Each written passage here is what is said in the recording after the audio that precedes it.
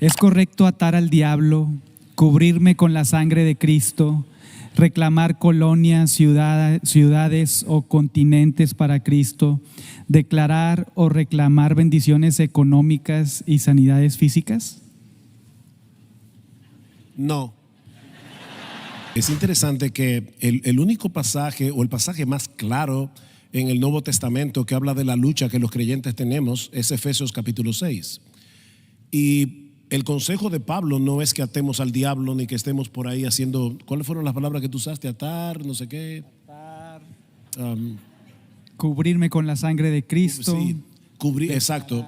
¿Cuál es el consejo de Pablo? Luego de decir que no tenemos lucha contra sangre y carne, dice, por tanto, tomad toda la armadura de Dios para que podáis resistir. Cuando lees todas las piezas de la armadura, te das cuenta que lo que Pablo está diciendo es: apertréchate del evangelio, cimenta tu vida en lo que ya Cristo hizo en la cruz del Calvario para perdonar todos tus pecados y para liberarte de la esclavitud del pecado.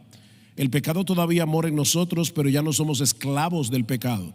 Nuestro rey se llama Jesús y por lo tanto debemos afianzarnos en el evangelio, en la obra que ya Cristo hizo a nuestro favor. Entonces, en vez de estar atando y cubriéndote con la sangre de Jesús y todo lo demás, apertréchate del evangelio. Cubre tu mente con el evangelio. Usa el escudo de la fe. Usa las promesas de Dios para no ser engañado por las tentaciones y sutilezas del pecado. Y si yo no puedo, a veces no que no puedo, sino que a veces es extenuante luchar con mis propios pecados, mucho menos voy a estar atando todos los demonios que hay en República Dominicana. Yo ya tengo suficiente con pelear mis propias batallas. Entonces, empapa tu mente de la palabra de Dios, afiánzate en las promesas de Dios y en lo que ya Cristo hizo por ti en la cruz del Calvario, y vas a poder pelear bien esta batalla con toda la armadura. Sí, yo añadiría el no rotundo, obviamente. Creo que el tema de fondo es un problema hermenéutico, de sacar textos fuera de contexto, y esto solo es una manifestación en la punta del iceberg de que se está, y a veces ni textos fuera de contexto, es el mejor de los casos. Entonces, la importancia de nuevo de ir a la palabra, pero examinar la palabra, entender qué dice el texto, cuál es la intención del autor en el contexto. Y eso muchas veces simplemente conlleva el leer un poquito más allá de esa frase sacada de contexto, ese versículo, y eso nos da discernimiento. Y la palabra misma va a desenmascarar todo tipo de énfasis que no son adecuados, y eso nos va a ayudar, ¿no?, a estar en guardia como hermanos y hermanas en Cristo, aún aquellos que están tal vez en sitios que están enseñando falsamente. Y creo que vemos una tendencia en ciertos círculos carismáticos donde atribuyen un poder realmente divino a Satanás y a los demonios, y no es correcto, es blasfemia. O sea, el hecho de pensar de que cada iglesia por todo el mundo tiene que atar a Satanás en sus servicios atribuye omnipresencia a Satanás. Satanás no es omnipresente, no está aquí. Entonces, o sea, esto es atribuir un atributo divino a Satanás. Esto es una blasfemia tremenda. La gente piensa que Satanás puede como implantar ideas, pecado en su mente, o sea, está realmente dando a Satanás un poder que no tiene.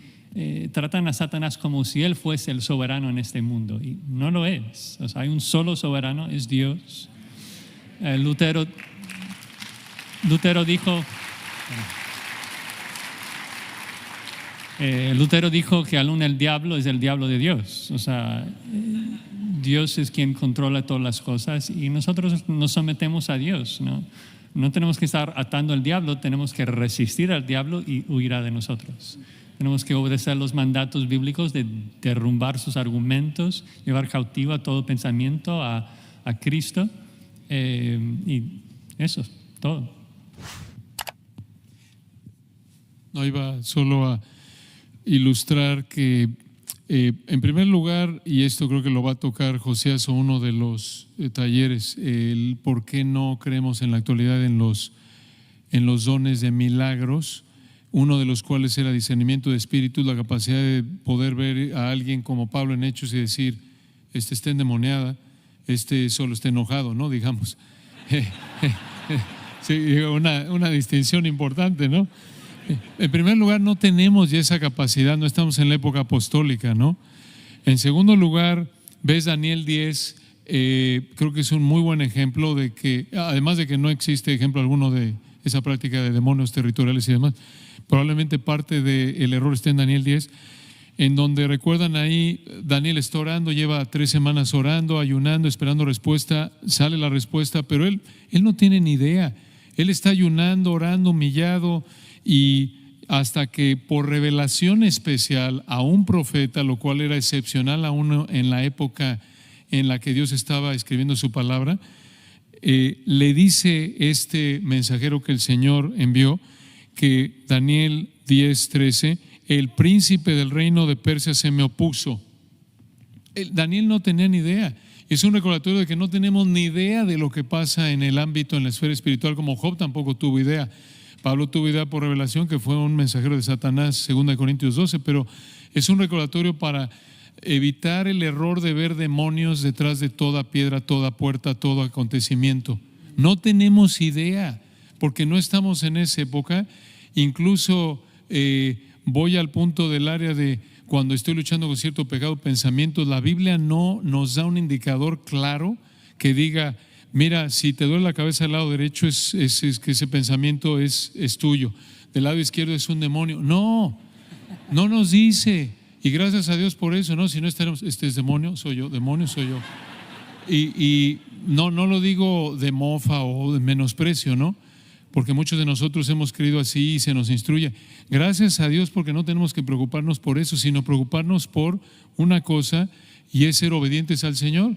Es como Daniel, centrarnos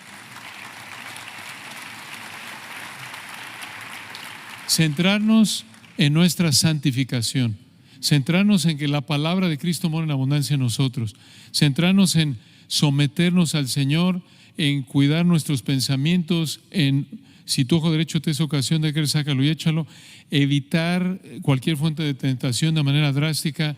No nos metas en tentación, dependiendo del Señor en oración. Y palabra, andar en el Espíritu. Esa es nuestra responsabilidad. No estar tratando ahí de ver, ¿será demonio o no? A ver, no, Dios no nos ha dado esa facultad, ni capacidad, ni responsabilidad.